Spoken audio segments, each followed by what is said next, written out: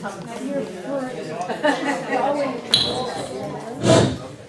evening. Everyone's ready. I can tell. You all got quiet quickly.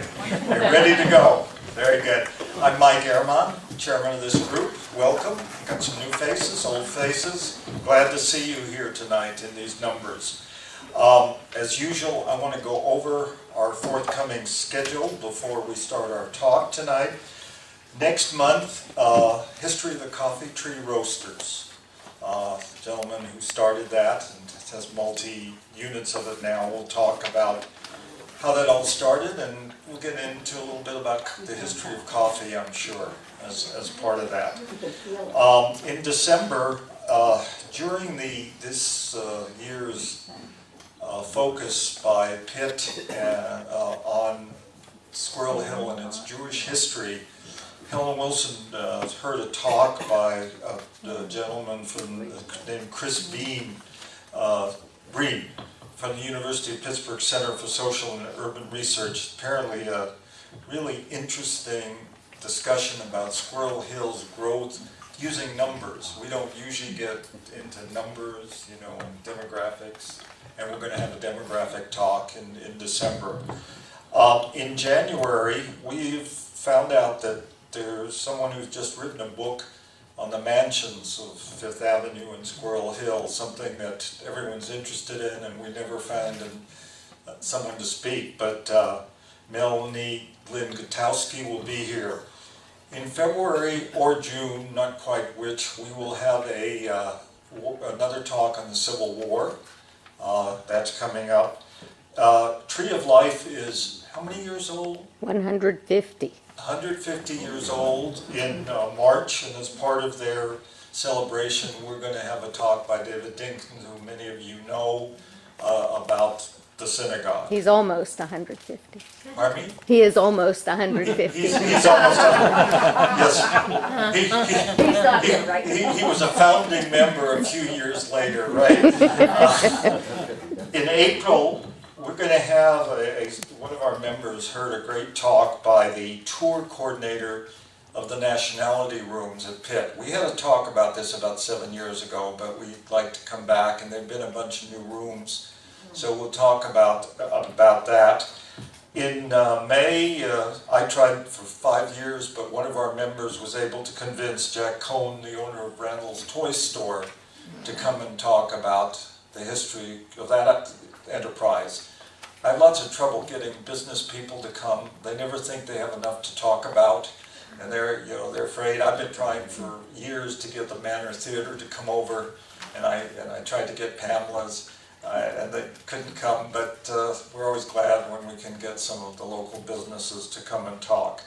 Other things in the works include we had to cancel a talk some months ago about department stores, and we're working on that again. And I have a tentative offer from Chris Rawson to come and talk sometime next year.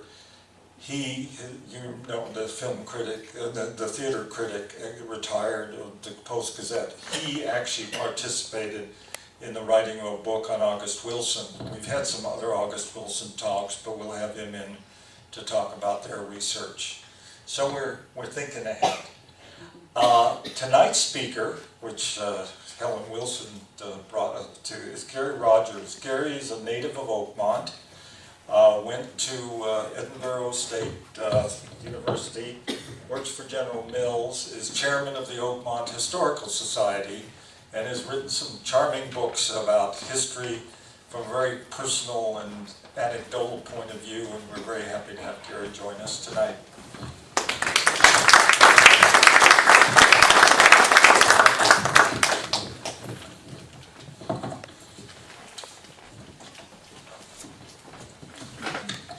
Well, good evening, everyone. Thank you for inviting me.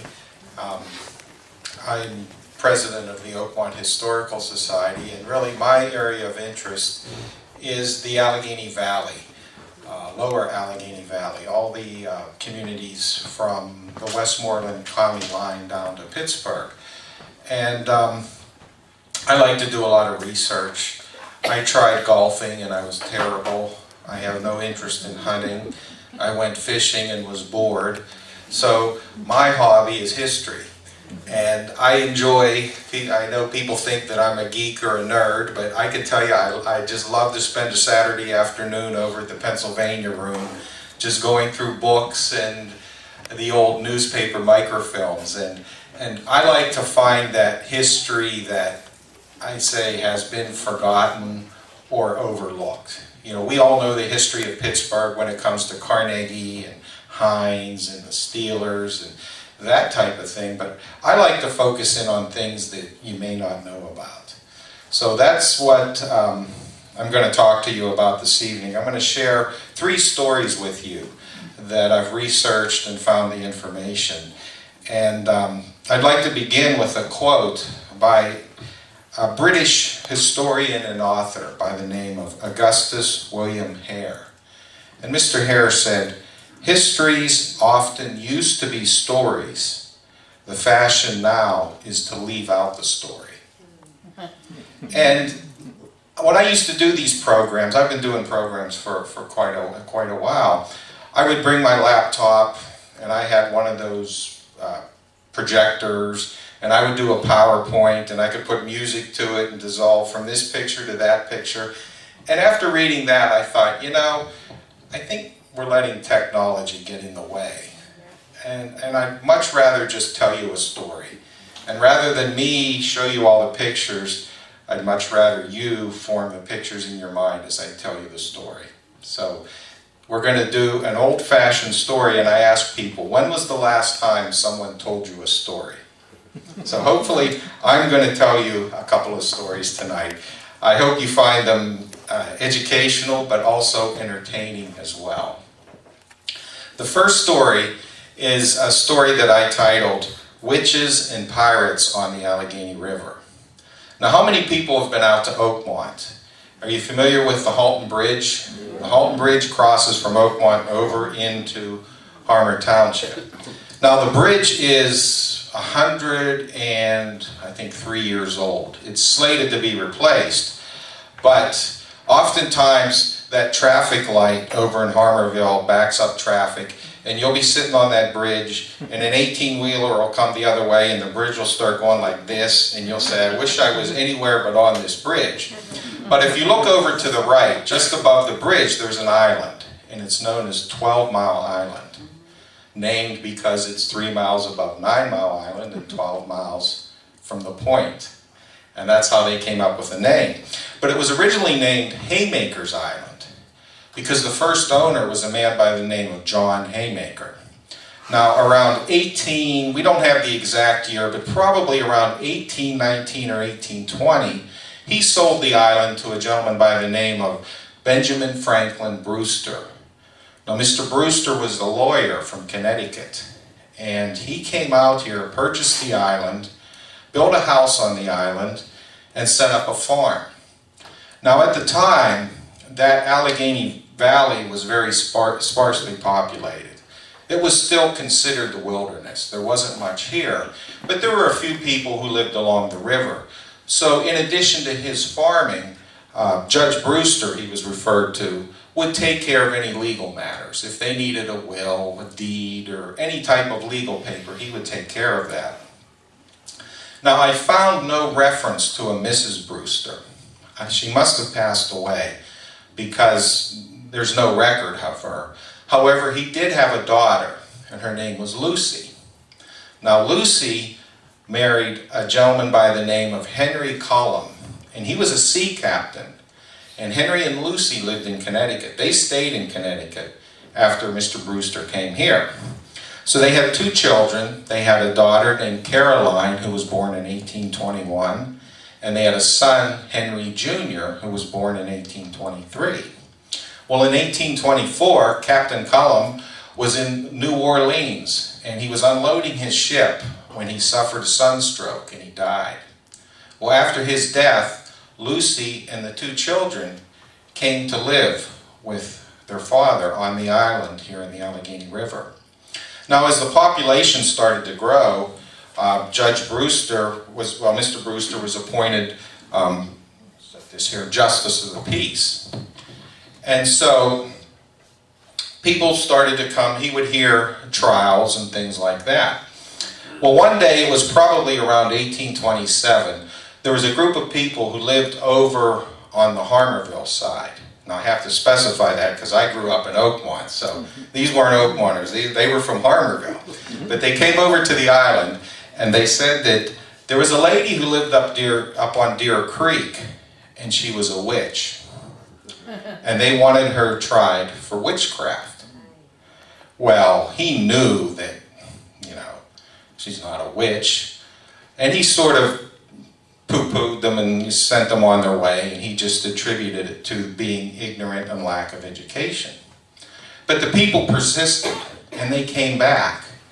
And they said, she is a witch, we want her tried for witchcraft. Now, Judge Brewster was an educated man, and he knew what happened in Salem, Massachusetts. And so he was afraid that the situation might spin out of control. So he thought he had to do something. He tried to convince them again, but they wouldn't hear of it. So he thought, I've got to do something so this lady is not hurt by these people. So he told them that he would indeed have a witch trial. And his idea was, he would let those people come over, air their grievances, he would reason with them, and then he would find the lady not guilty, situation diffused, everybody go home. So they set up the day for the trial. The lady was summoned to the island. The people came over, and he started the trial. Well, as the testimony went on, he saw he had another problem. Their testimony was very legitimate. They said, this lady is something going on up there, And he heard everyone's testimony. But then again, what could he do? They couldn't burn her at the stake. They couldn't drown her in the pond. So he knew he had to diffuse the situation another way. So he told everyone that he had never presided over a witch trial before, and he would have to consult his law books. So he sent everyone home. He said, let me consult my books. I'll render a decision, and I'll give it to you tomorrow. So everyone left the island. He pulled the lady aside, and he said, you are in grave danger if you remain here. Well, she didn't have to be convinced because she could see what was happening. So she left. They said she went to Pittsburgh, but she was never heard from again. So the next day, all the people came back to the island ready to hear the verdict. And they said to Judge Brewster, where's the defendant? And he said, I don't have her. I thought you had her. And they said, we don't have her. We thought you had him. And so he said, well, in that case, she's not here. Case dismissed. They were furious with him because they felt they had been duped. And indeed, they had been. But he knew he had to do that because, you get a group mentality and things could go wrong. So after that, he was shunned by those people. Nobody really bothered with him. And, he continued on with his farming. So normally you would say that's the end of the story, and that was the end of the story until I started to do more research, and I was able to find the Brewster family history, and I found, I guess, what Paul Harvey would call the rest of the story. And you would think, after you had to endure a witch trial, what could be worse? Well, how about some pirates show up on your island? Back in the latter half of the 18th century and early part of the 19th century, the rivers were the main mode of transportation here in western Pennsylvania. There were very few good roads. There were a lot of trails and things, but if people had to transport goods, they did it on flatboats, which were pulled up the river and floated down the river. These boats were very slow moving. They had to go with the current, and it was hard to get them up the river. They were very large and bulky. Well, what had happened was there were bands of river bandits and pirates who plied the rivers, and they would hide in mouths of creeks, or they would hide behind islands. And when these slow-moving boats came down, they would come out in canoes and rob the boats. And it was a huge problem here in this area. A question, does anybody know how they got rid of the river pirates? Any guesses? It was called the steamboat. Once they invented steamboats, the steamboats were much larger, much faster. They had a crew on them, so they were the pirates were no match for these steamboats, and they faded away. Well, anyways, one of these groups of pirates set up their camp on Judge Brewster's Island, and they more or less held them hostage. They wouldn't let them leave. They made his daughter, Lucy, take care of them as far as cooking and things like that. Well, it got to the point where Judge Brewster started to fear not only for his daughter, but his granddaughter was about 12 years old. And he was really worried that these pirates were on his island, and he feared for their safety. So he was able to hide a little wooden rowboat on the far end of the island. And one night, in the middle of the night, Judge Brewster, his daughter, and their 2 grandchildren escaped the island and floated to Pittsburgh. Once they reached Pittsburgh, Judge Brewster learned of land opportunities out in the Republic of Texas. So he bought a larger boat, and the family set off for Texas. And they traveled down the Ohio River to a town called Smithland, Kentucky. And in Smithland, Mr. Brewster left his daughter and grandchildren, and he continued on to Texas. Well, he was gone for 2 years, and he finally came back for them. He had purchased property. By this time, a war had broken out between Mexico and Texas. So it was unsafe for them to travel by land back to Texas. So they had to hire another boat, and they traveled by boat down the Ohio, down the Mississippi to New Orleans. And once they reached New Orleans, Lucy was able to collect some money that was owed her husband from when he died years before. So she collected the money. They took passage on a ship and went across the Gulf of Mexico to Galveston, Texas. And from there they traveled inland up the Red River Valley of Texas. It's near Texas-Arkansas border. And that's where they settled. And today that area where he settled is now known as Brewster's Prairie, Texas. And the family lived there. His granddaughter, Caroline, lived to be in her 90s, and during the Civil War she was a strong abolitionist, even though she lived in Texas. And she caused a lot of trouble down there with a lot of the Southern sympathizers. So that's the story of the witches and the pirates on the Allegheny. And you think back, and really, had it not been for Mr. Brewster willing to put his reputation on the line, we could have had a tragedy here in the Allegheny Valley similar to what happened in Salem, Massachusetts. So it's a good thing that he controlled that situation before it got out of hand.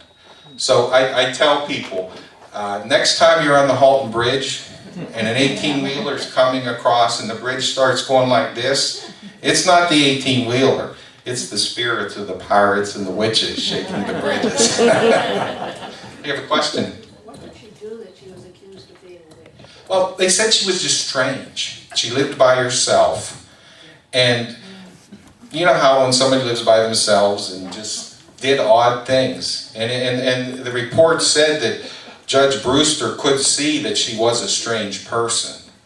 But again, how do you convict somebody of witchcraft? What do you do? Even if she did, what do they call it, Wiccan or whatever, if she did indeed do that. But she was just a very peculiar lady.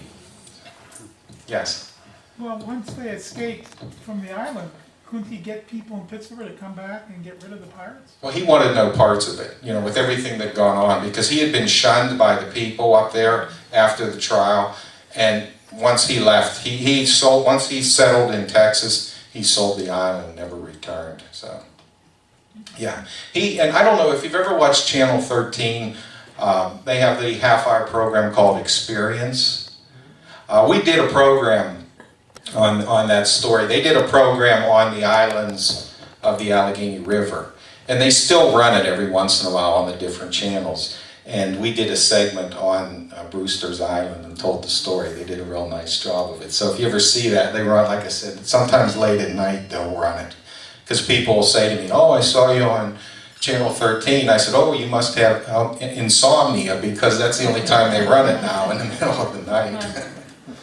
Was there another question? Well, Yes. just a little sideline about the Salem witch trials themselves. There was an important article in Science Magazine, which AAAS, and making the claim, with some evidence, that they had had a very damp spring, and that the stores of wheat had grown ergot fungus, and ergot fungus produces LSD. So these folks might have actually been seeing hallucinations. And It's funny how there's always a scientific explanation years later. No numbers. Yes. My wife is actually a descendant of one of the 38 women who were tried Oh, okay. and killed Hmm. at the Salem witch trials. Yeah, that, I mean, you don't think that can happen, but you know, look how they just start thinking, and one thing leads to another, and it's terrible. Do you think there was any system of protection for some of these pirates?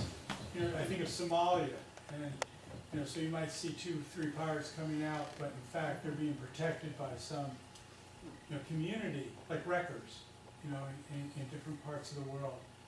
So that, you know, they're operating, but they're operating with sort of tacit understanding. Right, And right. that might be why Brewster said, you know, I'm up against more than just a few pirates. Yeah, there may be a lot more, and you know, This just is commerce. right, yeah. Who knows what they brought to Judge Brewster? You know, some of their bounty came back to him, maybe. Who knows? But yeah. Yes. Who did he sell the island to? It eventually went to a gentleman by the name of Sweeney, and it was always named for the person that owned it. It was called Sweeney's Island for a while. After that, the most recent owner were the Davidson Sand and Gravel. I don't know if you're familiar with that company. They dredged the river. They own the island. And there's cabins on there, but those people don't own the land. They just lease the land. They may get a 100-year lease, but Davidson Sand and Gravel owned it. But I think since then it's been turned over to the Western Pennsylvania Conservancy, and they now, I think they own all the islands on the Allegheny now. So. All right. Can you hear me okay? I mean, I don't know if this is too loud. Are we okay? Too loud? How about if I talk without it? Can you hear me? Like this. Okay, I'll hold it down here. How about that? Have Ralph turn it down a little bit. Yeah, just let me know, because I don't know if I'm... Tell Ralph to turn it down a little. Yeah. Is that better? Is that better? Yes. Okay. Okay. The next story, from there we come back to the 20th century, and I call it the Guardian Airedale. And it involves a fire dog. Now, Benjamin Franklin formed the first fire departments here in the United States. And the early fire departments, you know, we know of a fire department today, I guess you could say it's a municipal entity, it's part of the government. But when they first started, they were actually social organizations or fraternities. And they often competed with each other. So if in the city of Pittsburgh, there may have been 6 or 7 different fire companies, but they all operated independently. And if there was a fire, the alarm went out, they would all race to the fire. But they would try to get there first. And they might fight on the way and try to knock each other over. The other thing they would do is they would sabotage their equipment. They might break in and damage their hose cart. So really the first job for a fire dog was a watchdog.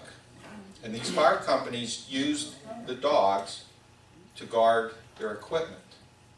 Well, as time went on, primarily after the Civil War, we saw great advances in firefighting apparatus. That's when you started to see, I'm sure you've seen the pictures of the old pumpers, you know, the steam pumpers and the hook and ladder wagons. Well, at that point, they were much bigger, so they needed horses to pull those wagons. So all the fire departments started to get horses. Also, after the Civil War, you started to see those independent fire companies being taken in by the city, and the fire departments were run by the government at that point, by the local government. So the city of Pittsburgh operated the different firefighting units that were in the city. Well, they kept their dogs, and the dogs took on a separate role because each fire station had a stable. So they would keep the dogs in the stable, and the dogs became companions for the horses. So at night, if something may happen to one of the horses, the dog would be there, could bark, alert the firemen. The other thing is, when they got called to a fire, you know, in the city back then, there were a lot of horses, wagons, pedestrians, things like that, and you would have this fire wagon rushing through the city, down the street.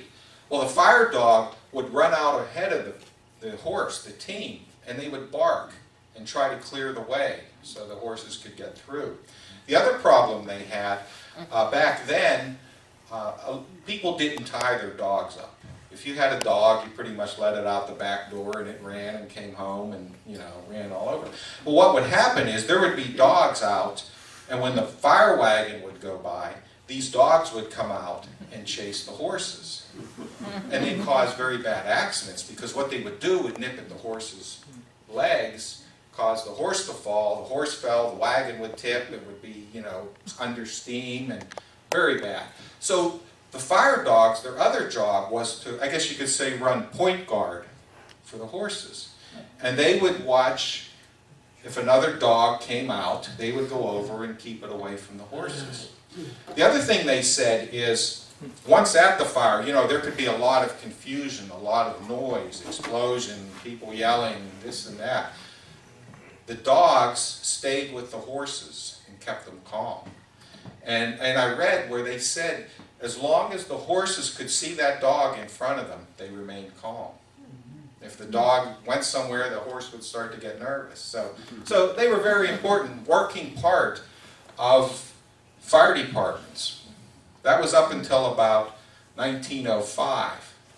In 1905, you started to see the motorization of firefighting apparatus.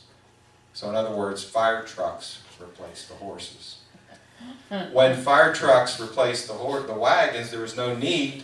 The horses were retired, done away with.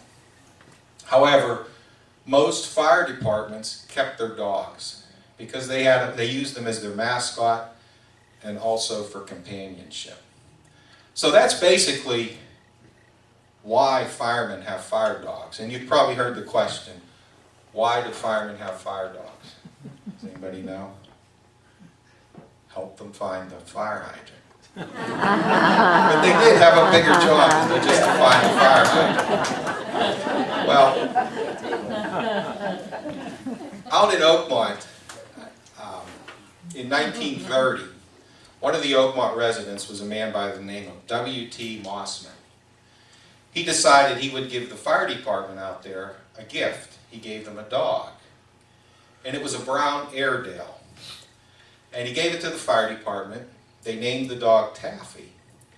And the firemen fixed up a bed behind the fire truck in the garage. And that's where Taffy stayed. And back then, you know, even though they were volunteers, they were at the station a lot because there was no TV, there wasn't a whole lot to do, and the fire station was almost like the gathering place for the neighborhood. So Taffy lived in the fire station, in the garage behind the fire truck. Each morning when the Oakmont police officer would begin his patrol, he would come in, he would feed Taffy, let him out. And again, like I said, back then, you didn't tie your dog, you pretty much let your dog run. So Taffy would go out in the neighborhood, and everyone in that area around the Oakmont Fire Department, the Oakmont Borough Building, knew Taffy. And he would show up everywhere. He might show up on someone's front porch. They said if the kids were playing ball, he might be over in the park with them, or somebody was delivering papers. You just never knew where Taffy would be. The other thing, though, is no matter where Taffy was, when the fire alarm went off, he made a beeline for the fire station. And at the time, they had an old American LaFrance fire engine. And so when the fire whistle went off, Taffy would go to the fire station if he wasn't already there. They would wait for him. He would jump up onto the running board. From the running board, he would jump up onto the seat. And then behind the seat was a platform. And that's where he sat. And off they would go to the fire. And so they never went without Taffy. Except one time he did miss a call. And the local paper in Oakmont was the Advance Leader. And the Advance Leader noted it on the front page that Taffy did miss his first fire call. Well, one of the traditions back then in the 1920s, 1930s was, there were a lot of different fire departments in the area. These were the volunteers outside of the city. And on weekends, they would take their fire engines out for a ride. And what they would do is they would go to neighboring towns. And when they passed another fire station, they would sound the siren as a salute to the firemen. And it became a tradition. You'd be out, you'd ride neighboring town, ride past the fire station, sound your siren, wave, and keep going.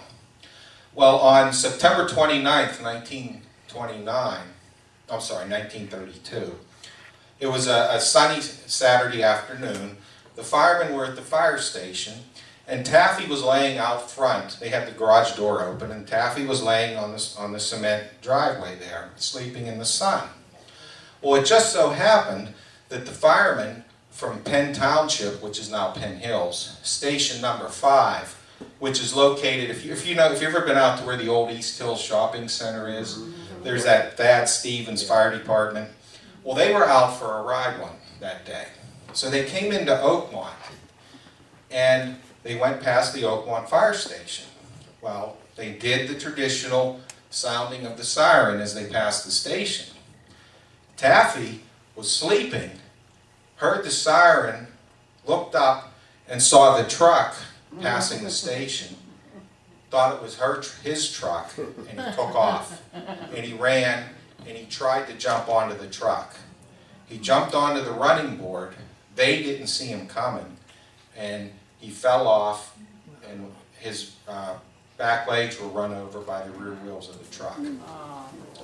So the firemen took him up to Wirtz Animal Hospital out in Penn Township, but they couldn't save him. So he was put down, they brought him back, and they buried him behind the fire station. Well, everyone in Oakmont was just devastated by the loss of their fire dog. And it wasn't the same. Taffy wasn't there, wasn't out and about. But eventually, things started to get back to normal. And one day, a little brown dog showed up at the fire station. And it looked similar to Taffy. It was brown, it was smaller, but it showed up at the fire station.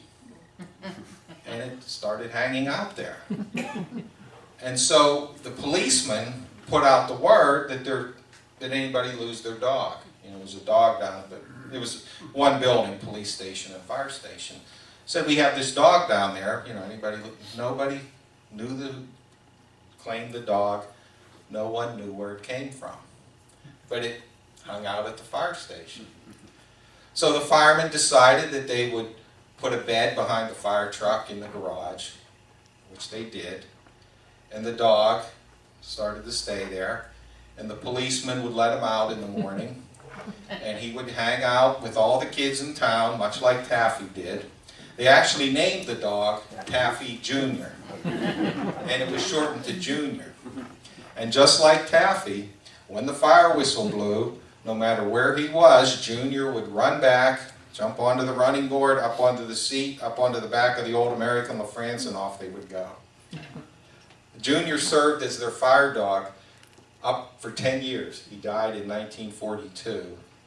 and he was buried behind the fire station next to Taffy. Wow. So I call that story the Guardian Airedale, because I like to think there is a, you know, we talk about guardian angels, and I like to think maybe there was a guardian Airedale making sure a little lost dog found a good home.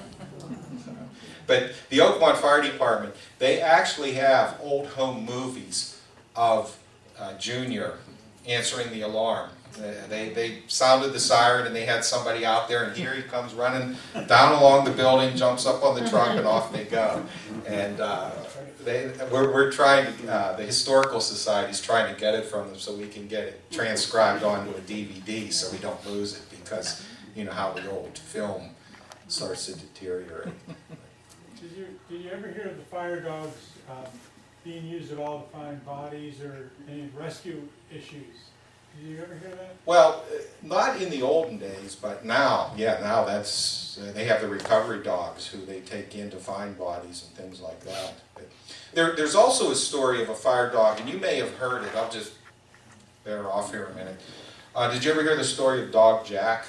Anybody familiar with that story? Dog Jack was a fire dog here in Pittsburgh. He was Niagara Hose Company, which was located over in Lawrenceville. And when the Civil War broke out, as I remember I told you, they were like fraternities back then. The entire fire department volunteered for the war, and they were mustered into the Pennsylvania Regiment. And they went off to fight, and when they went, they took Dog Jack with them. He was their fire dog. And he went into battle with them. He was wounded 3 times. He was captured at the Battle of Malvern Hill. He was held for, I think they said, 6 weeks. He was exchanged for a Confederate general. That's how bad they wanted him back. He is the only dog. If you go to Soldiers and Sailors Hall, are you familiar with that? His picture is in Soldiers and Sailors Hall. Pit bull dog. He was some type of terrier dog. Yeah, yeah. It actually looks like, remember the Little Rascals dog? He sort of looks like that. But he, like I said, he was wounded 3 times. He recovered each time. But they said he could actually tell the bugle calls. You know what they meant. You know, retreat, advance. But the thing they did was, after the battle, he would go out onto the battlefield and help recover, you know, wounded men that were wounded and things like that. He would go out and help them. But they said that he disappeared near Frederick, Maryland. And some people said, there's three versions. Some people said he had a silver collar. And they think maybe bandits may have killed him for his silver collar.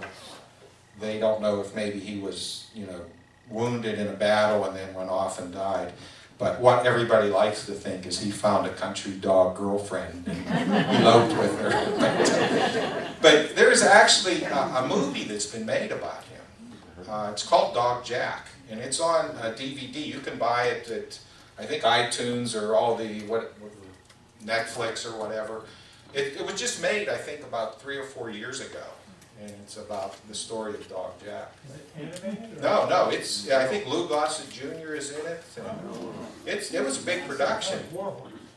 Yeah, that type of thing. Yeah, and I'm really surprised they didn't advertise it a whole lot, especially here in Pittsburgh, because a lot of people don't know about it. But if you go online and Google Dog Jack, you can get all the information about the movie and how you can purchase it. So. Yes? Why are the other dogs on the fire trucks black and white spots, those black spots? Dalmatians. Why?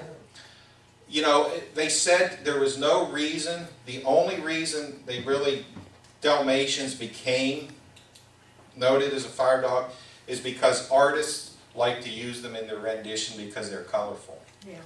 Because it's not that they can smell smoke any better. It's just, that's what. Yeah, that whoever, they started those illustrations back in the 1800s, and the Dalmatian caught on, and that's the dog. But most fire dogs weren't Dalmatians. You know, people like Dog Jack, he was a terrier, this one was an Airedale, the junior was a mutt, but you know, it was whatever, you know, there was really no requirement, but it's just one of those things that people picked up on, and that's what they used. And when you're talking about those different groups vying to get to the fire, Mm-hmm. there was a real financial interest. In other words, wasn't it, with the first company that got there, there was some contractual thing, they got a certain amount of the salvage cost, or Yeah, oh yeah. there was yeah. money involved, Yeah. yeah. Yeah, there was money. And the other thing, around Philadelphia, they used to have, in their collectible, you may have heard of fire shields, where you subscribed to Niagara Fire Company. If your house caught on fire, they came and put it out for you, or the Metropolitan, you know, it was, you subscribed to a certain fire department. But a lot of it had to do with just competition, pride, you know, they were just battling each other, you know, they wanted to be the best fire department. And I actually read accounts where they said, it was out in Lancaster, Pennsylvania, where they actually showed up at a fire, the house was burning, and the two fire companies were fighting each other out in the street while the house burned. Because, you know, they didn't care about the house, all they cared about was whose territory it was, and the house burned down. So. There's a scene in that movie, the Gangs of New York, that Scorsese does, Mm-hmm. that are the competing fire companies, if anybody ever wants to see it.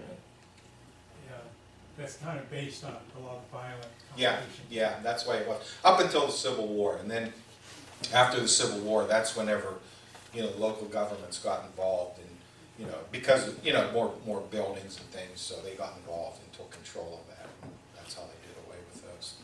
So, oh yeah, go ahead. Doesn't the city of Johnstown have a connection with the dog as a symbol? It survived the flood. Could you repeat that question? City of Johnstown has a connection to a dog That survived. that survived the flood. It's an emblem. I mean, they have them all over. They emblazon him all over their T-shirts Really? and things. No, I'm not familiar with that. Which flood? There's different floods in Oh, yeah, Johnstown. I don't know. You know, Big one's a big flood. Well, it's what a coincidence you brought that up, because my next story deals with the Johnstown flood. May 30th, 1889, probably the greatest disaster to strike our country up until then was the Johnstown flood. The South Fork Dam, which was located 14 miles above Johnstown, burst. When it burst, 22 million tons of water came rushing down the valley. It was a very narrow valley. So as it went, it gathered power. And they estimated today that it probably reached speeds of about 40 miles an hour, this wall of water, as it came down. And it just came down the valley, obliterated everything in its path. The city of Johnstown was leveled. There were only maybe 2 or 3 brick buildings that remained standing. And I guess the best way to illustrate how this happened was, if you think of the Allegheny River, how it comes down into the point, well, that wall of water came down the Stony Creek. And if you picture it coming down the Allegheny River, it came down and it hit Mount Washington. And once it hit Mount Washington, now when I say Mount Washington, I mean it hit the hill across from the city of Johnstown. So it would be like hitting Mount Washington. Then it went back into the city of Johnstown and just leveled everything. The other thing, once it did that, then it started to flow down the Conemaugh River. Well, there just happened to be a large stone train bridge that, if you picture the West End Bridge, would probably be that location in Johnstown.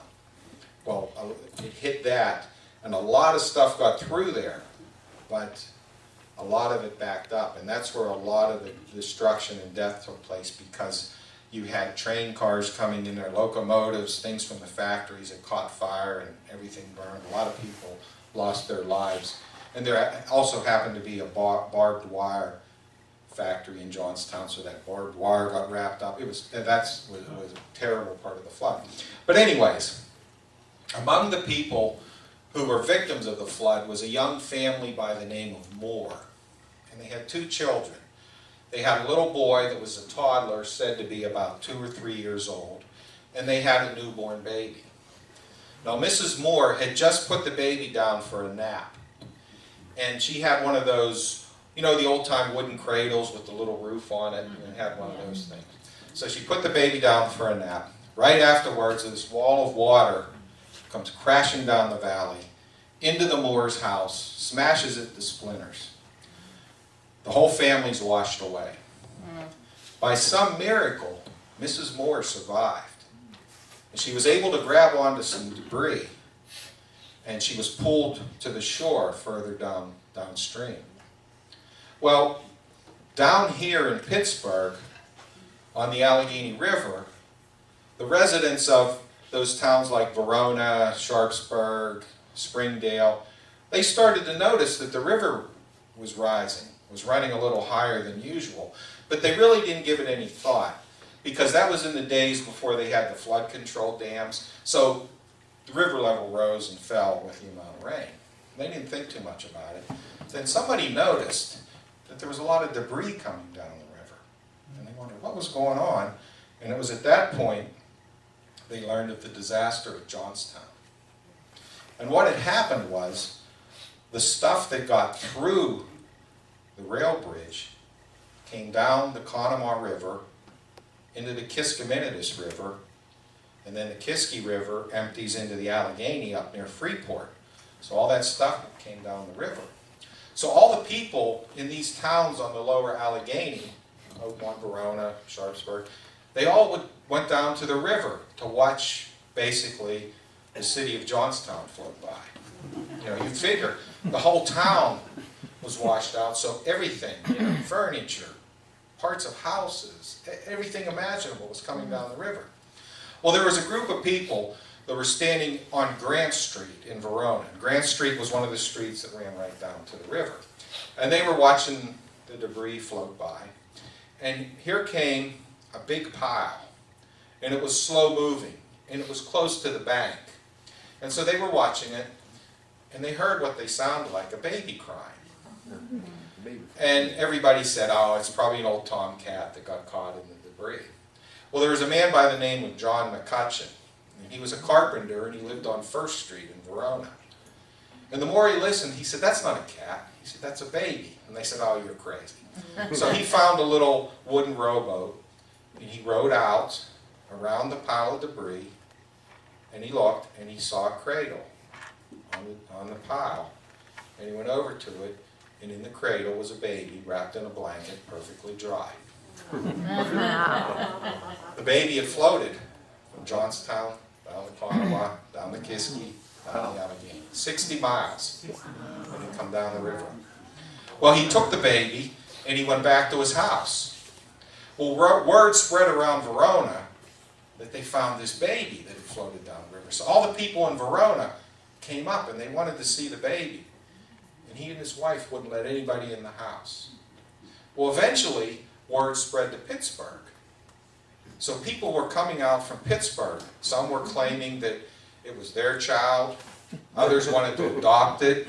There was even a group of women from, I don't know which church, but they just said a Presbyterian church in Pittsburgh's East End sent the constable to take custody of the child because they felt they could raise it better than the McCutcheon family. Well, they would let no one see the baby. No one was allowed in the house. No one could see the baby. That is until, I have to get a piece of, read something here, just bear with me 1 minute.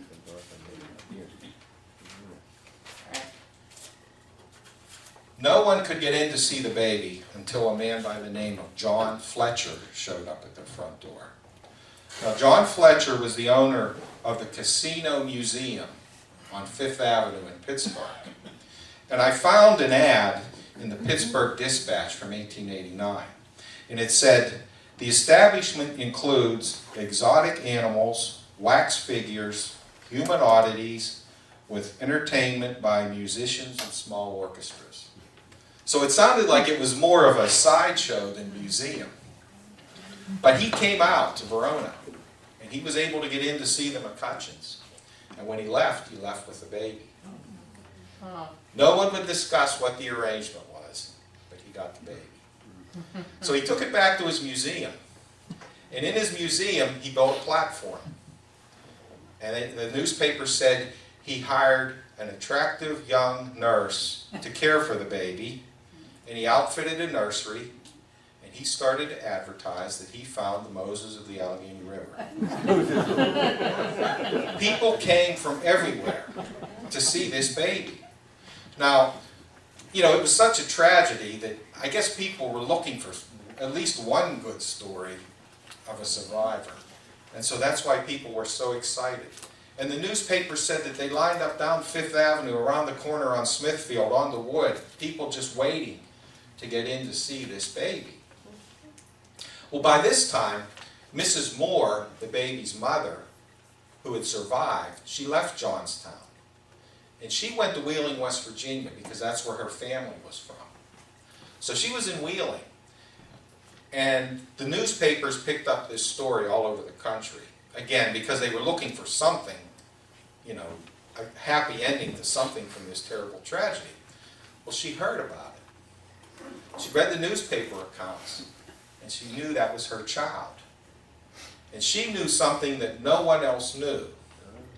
Her baby had a slightly deformed earlobe and a strawberry birthmark on its chest. So she sent her brother to Pittsburgh. His name was John McCloskey. McCloskey came to Pittsburgh to the Casino Museum, and he said, "I'm the baby's uncle and I can prove it." Well, John Fletcher said, "All right, prove it." And he told him, "Look for the strawberry birthmark." And sure enough, he identified the baby.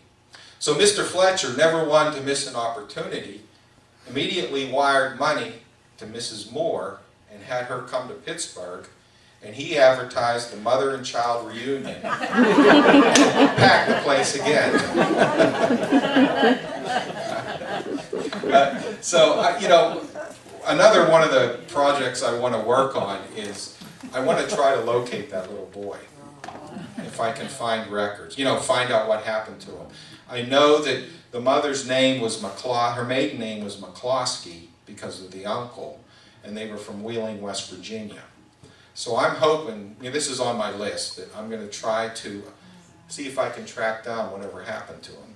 Unfortunately, the 1890 census was, if anybody's into genealogy, was destroyed by a fire. So, you know, that was 1889. I probably could have got a read on them. By 1900, she was a young lady, so I'm sure she probably remarried and had a different name. So, you know, that's a long-term project, but I'm hoping to be able to track down whatever became of him. An interesting thing, I was also, you know, doing follow-up information, and I found an article in the Pittsburgh Dispatch from August of 1889, 2 months later, that said Mr. Fletcher, the proprietor of the Casino Museum, was in grave condition after being bitten by one of the serpents at his establishment. And after that I could find no reference to him. So he must have been bitten by something, and that was the end of him. But that's one of those stories. Have you ever, anybody read David McCullough's book on the Johnstown flood? I'm reading it, yeah. He had a one line in that book. I think it came out in 1977, and I read it when it came out.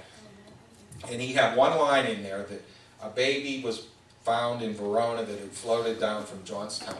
And for years I tried to find out what that story was all about. You know, because having grown up in Oakmont and it was in Verona, I thought, wow, what a story.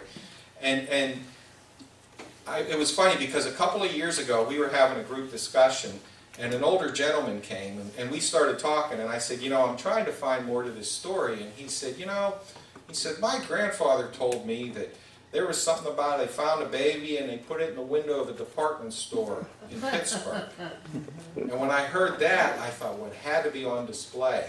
And then I was able to check the old newspapers, and that's how I was finally able to find that story. But You know, and I have some friends from Johnstown. My wife works with some people from Johnstown, and they don't believe me. They say, "You made that story up." I said, "No, I People don't believe that's true. didn't." No, they don't believe it's true. They say, "Oh, you're making that up." But you know, again, it goes back to my point. You know, we're all interested. Everybody in this room is interested in history.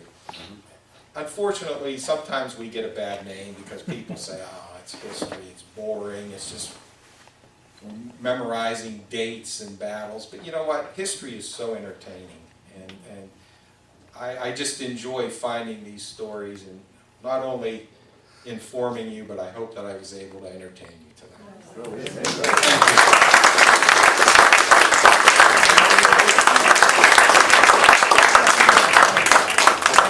Do we have any other questions? Yeah, any other questions about anything else? Thanks very much. Before we leave, I was looking at this schedule that I told you about, and I realized that we have even more speakers. In either February or June, Helen Wilson, our vice president, has put together a narrative history of Squirrel Hill that she's used with Osher. It's at CMU, I think it was. Pitt. And Helen will be giving that talk to this group either February or June. We're going to decide which. So we really have all of our talks ready till the end of June. And I urge you to keep the sheet that you can pick up in the back. We will continue to advertise, but if you this isn't going to change, and that way you know what we're doing in months to come. And we hope to see you next month.